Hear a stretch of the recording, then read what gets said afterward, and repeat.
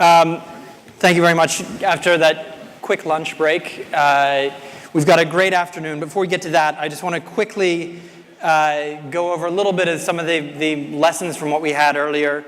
I thought that Parag raised a lot of interesting issues about demographics, about evolution of identity. And this really speaks a lot to demographics. What we're finding now more and more is that traditional demographics, or ways we would look at consumers or audiences, are no longer relevant.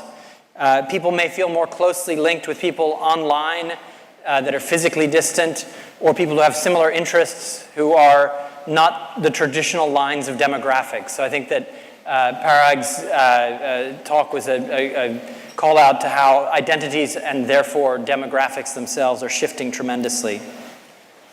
In terms of the platforms, we had two really great discussions about platforms, KakaoTalk and WeChat. And there's 2 points I'd like to raise in relation to the platforms.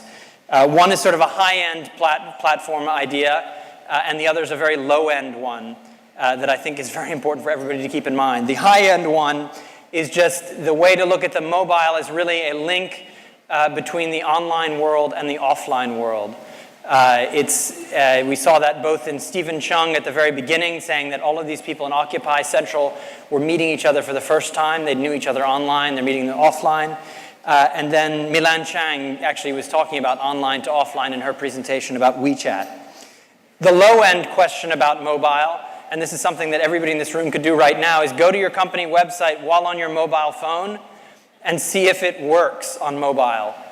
I was running a workshop recently with 15 different brands, and just ahead of the workshop, I went to do a check and see which one of them had mobile-enabled websites, and it was 4 out of the 15. It was appalling. And this was a workshop that was supposed to be about the next phase of mobile, and they hadn't even done the first phase of mobile. In terms of services with Vis, we heard about Pinterest on the mobile. What that spoke a lot about was also passion points, and that's not just Ivy's project with Vis, but also what she's doing with HMV is identifying the passion points that people gather around. That's extremely important in social in terms of making things shareable, making things that people really want to pass on. It's much more important than what they're passionate about than anything else.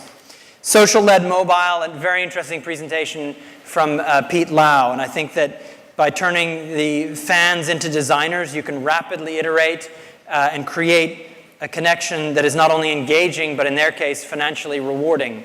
I thought his 4 points were very, very interesting. Never settle, make your product talk, find your core audience, adapt locally, be brave. And my favorite one, which is actually stealing a page out of luxury marketing, which is create demand, even if it's artificially. So I love the concept that they're only going to sell a few phones. And just outside, I had some people asking me if they could meet Pete because they wanted to get their OnePlus phone. And there's one person in this room actually who really does want to get a OnePlus phone because they have lost their Samsung phone. This was handed to me a few moments ago. If this is your Samsung phone, let me know. If not, maybe we should send it through the OnePlus crusher. And then we had Joe Webb's Tour de Force, which just emphasized, from the TNS perspective, really you've got to know your market and you've got to make sure that you know how you're talking to your right audience and all the changes that are going on within mobile. Very quickly, the final phase is measurement. Measurement is crucial to determining success. If you can't justify why you're spending that money, maybe you shouldn't be spending that money. If you're not measuring, you're not going to know what is valuable content, what is not. We saw in the first presentation, Zach King, as a creator, he's spending all of his time trying to figure out, if the way he moves his body is going to make the video viewed more. How does the sound go? It's only by measurement and analytics that you're really going to move it forward.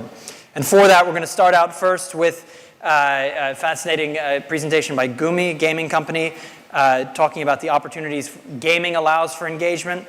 For platforms, we're going to have Sina Weibo. Ken Hong from Sina Weibo will talk about China's fan economy and how social is driving commerce in China. We'll have Twitter talking about the ROI of Twitter.